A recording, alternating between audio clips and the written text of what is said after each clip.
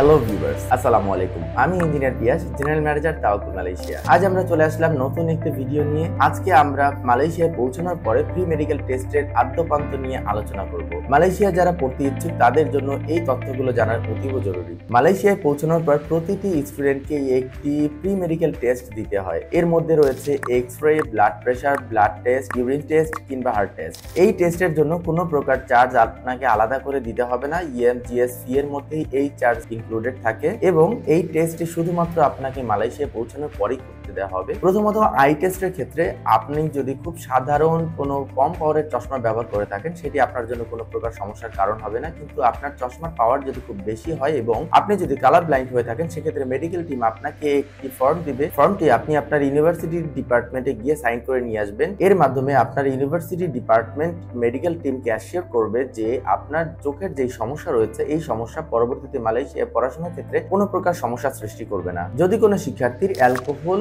Weed কিংবা কোনো প্রকার ক্ষতিকর মাদকে আসক্তি থাকে তাহলে আমি তাদেরকে সাজেস্ট করব মালয়েশিয়া যাওয়ার 1.5 মাস পূর্বে সকল প্রকার মাদক নেওয়া থেকে বিরত থাকুন। নতুবা মালয়েশিয়া গভর্নমেন্ট যদি মেডিকেল টেস্ট করার পরে আপনার শরীর থেকে কোনো প্রকার মাদকের সিমটম পায় তাহলে আপনাকে মালয়েশিয়া থেকে ডিপার্ট করে দিবে। আপনি যদি স্মোকার হয়ে থাকেন সেক্ষেত্রে আপনার জন্য এটা কোনো চিন্তার কারণ নয়। তবে আপনি যদি এইচআইভি পজিটিভ হয়ে থাকেন তাহলে আমি আপনাকে পরামর্শ দেব মালয়েশিয়াতে অ্যাপ্লাই না করার জন্য, কারণ মালয়েশিয়া গভর্নমেন্ট কখনোই এইচআইভি পজিটিভ একজন শিক্ষার্থীকে ওদের দেশে পড়ার অনুমতি দেয় না। তারা যদি মেডিকেল করার সময় আপনার শরীরে এইচআইভি পজিটিভ খুঁজে পায় অবশ্যই তারা আপনাকে বাংলাদেশে ব্যাক করাবে, আপনাকে কোনোভাবেই মালয়েশিয়াতে পড়তে দেওয়ার সুযোগ দেওয়া হবে না। অ্যাজমা, নিউমোনিয়া, ব্রঙ্কাইটিস এগুলো আপনার জন্য তেমন কোনো সমস্যার কারণ হবে না। শুধুমাত্র যারা মাদকাসক্ত ও এইচআইভি পজিটিভ আছেন তাদের জন্য এটি একটি রেড অ্যালার্ট। যারা মাদকাসক্ত আছেন আজই পরিহার করুন এবং মালয়েশিয়া যাওয়ার পূর্বে অবশ্যই 45 দিন আগে মাদক নেওয়া থেকে বিরত থাকুন। আপনার যদি হাই ব্লাড প্রেশার থেকে থাকে সেক্ষেত্রে